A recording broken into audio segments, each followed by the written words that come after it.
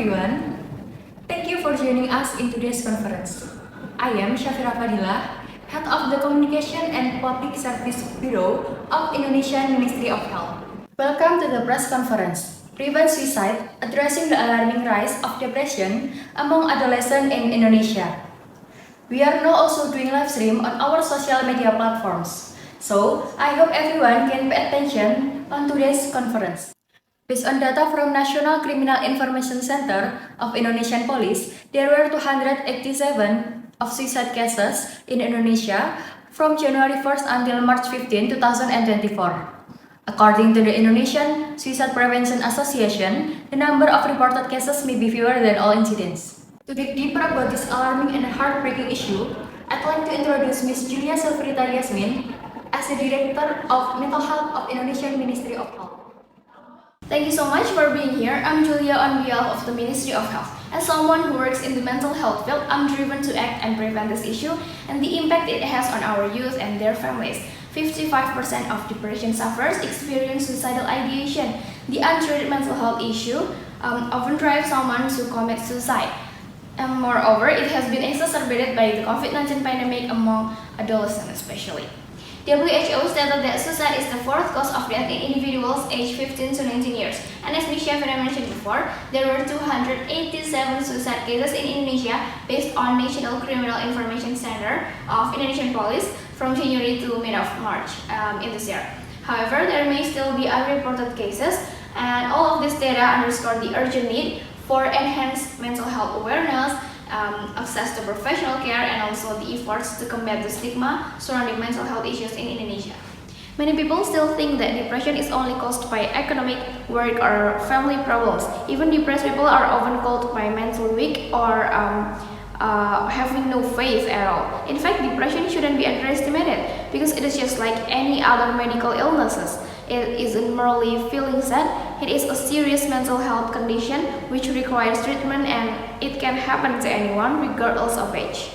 Mental health is best served by a holistic care of the whole person's body, mind, and spirit. With that, while spiritual therapy is a substitute for professional interventions, neither can medical interventions on its own be sufficient. We don't need to choose which one is more likely to be efficient between religious coping, social support, and professional help seeking when it comes to cope psychological distress and illness. Depression stigma refers to the negative attitudes, beliefs, and behaviors towards individuals who are suffering from depression, and it only has worse consequences for them. Breaking this kind of stigma requires collective efforts from individuals, organizations, and society as a whole. Social media and cyberbullying play a significant role in contributing to youth suicide. The constant exposure to unrealistic standards of beauty, the success, and also happiness on social media can lead to have feelings of inadequacy and low self-esteem among young people. Additionally, cyberbullying can lead to have feelings of isolation, depression, and also helplessness. The anonymity provided by the social media can embolden individuals to engage in hurtful behavior, and the 24/7 nature of online interactions means that there is no escape from it. Those kind of things can be overwhelming for them, and also can have negative impact on their mental well-being. So parents should monitor their children's online interactions, online activities, to have open conversation about it. When you feel your behavior, thoughts, or emotions start to disturb your daily life, you should consider seeking help, whether from your closest ones or professional ones. We have counseling service at 119 in extension 8. There are also institutions, NGOs, clinics, and also universities that offer mental health support. The sooner you get the treatment, the sooner you get better. I think that's all from me. Thank you. Thank you for the explanation, Ms. Julia. Is there any additional information that you would like to share with us? Yes, the concerning data and insightful discussion highlight the importance of advocacy, treatment, empathy, early detection, and also community support in addressing youth mental health issues. So let's work together to create a supportive environment. Thank you. That's all for today's conference.